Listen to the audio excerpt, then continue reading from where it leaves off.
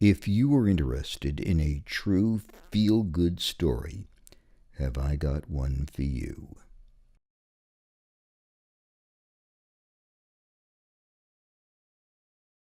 It begins with a man on a New York City subway platform who hears a group of monks making music. His name is Mark Johnson. Mark had a vision of recording homeless street musicians playing their songs. It's our place, it's our world, it's our planet, it's ours. It's not his or hers or theirs, it's ours.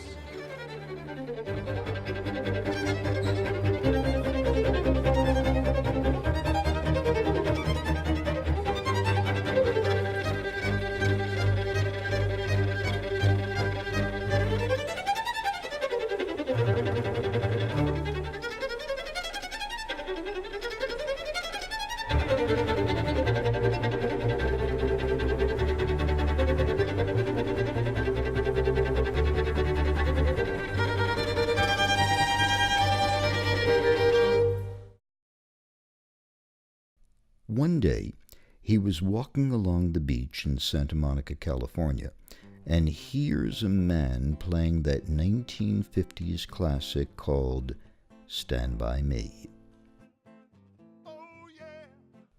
The performer is Roger Ridley. No matter who you are, no matter where you go. Mark records Roger and then goes to distant places to record other people playing the same song. He edits the pieces together and puts up the video on YouTube. To date, more than 30 million people have experienced it. Somebody to stand by you when the night has come and the land is dark. So Mark forms a group called Playing for Change based on the concept that music can change the world. With monies raised through donations, he begins to build music schools around the world where children can learn to change their lives as well as ours. Jonga Music School is redressing some of the imbalances that the community has been going through. It will assist us in making sure that we have musicians in this community. It's bringing hope and the future and a vision for the young kids that also want to follow in our steps in becoming musicians. Now there's a school where they can go and learn. We equip them with musical skills so that they find something that will take away from all the temptations that one finds in the townships.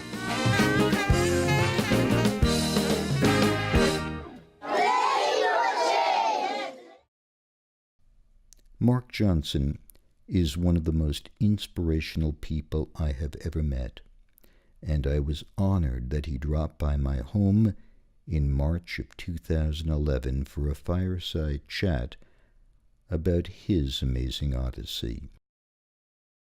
You will never feel the same about seeing a street musician after viewing our conversation.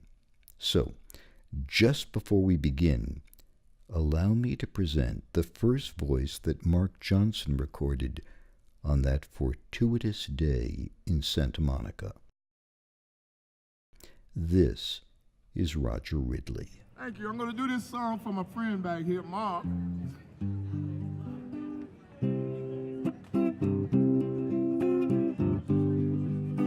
Thank you. Oh, yeah. Oh, yeah. Your love, thank you. Oh, yeah. Oh, yeah. If you ever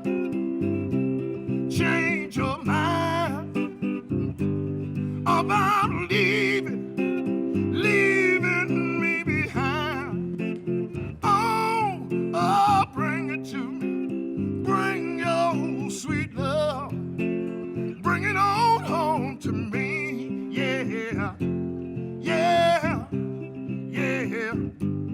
I know I laugh when you laugh, but now I know I only hurt myself. Oh, oh, bring it to me. Bring your sweet love. Bring it on home to me. Yeah, yeah, yeah. I'll give you jewelry and money too. That ain't all I'll do for you. Ooh, your love, bring it on home to me. Yeah, yeah, yeah. One more thing, I'll always be your slave till I'm dead, buried in my grave. Ooh, your love, bring it on home to me. Yeah, yeah, yeah, yeah, yeah. Oh, yeah, yeah. Thank you. Thank you. My name is Roger Ridley.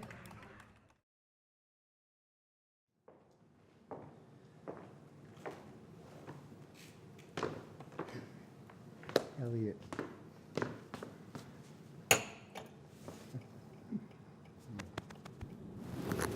Thank you. Please. I got to tell you that I visit with a lot of people, and a lot of people visit with me and have over the years. You're just one of those beings that, I mean, I just feel honored to be in your presence, and I want you to know that at the beginning. It's really, really, really important you know the depth of how you have impacted my life. Wow. Thank you so much. I mean, an amazing thing to say. May I tell you a little tale? Yes, please. I'll tell you. First. Yes. Salute. Salute. Thank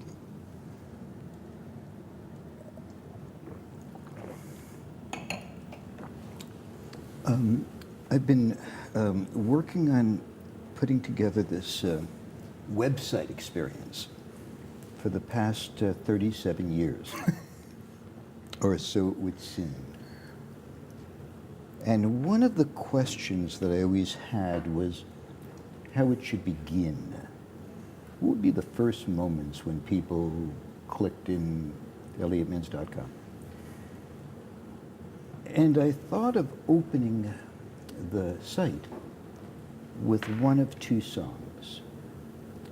It was either going to be Imagine by John or Chimes of Freedom by Bob, because I believe that both of those songs, they're the bookends to my consciousness, you know, and an indigenous part of our collective cultural alignment, and my pedigree. And when I was making little notes and scribbling things as to what song should begin, that was there. Then I received an email from somebody who was very important to me in my life. And she said, I just thought you would like to see this. And I know you've heard this 1,000 times. But I punched the keys, and Stand By Me came on. The Playing for Change version of Stand By Me, I was transfixed by it.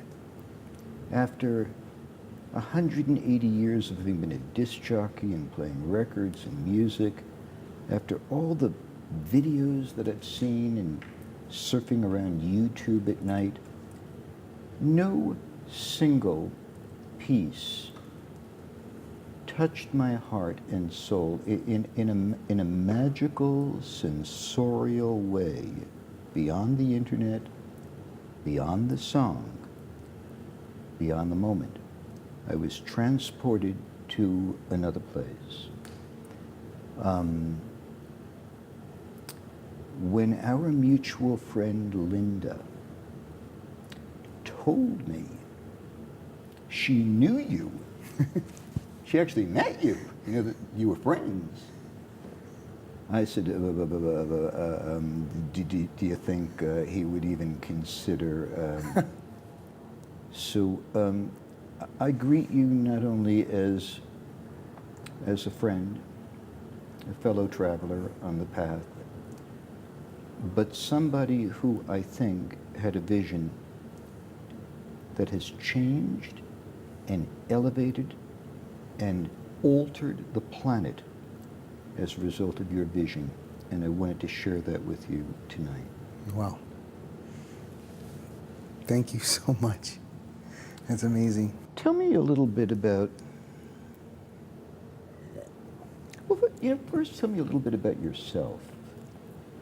And bring me to the point where the concept of Playing for Change began.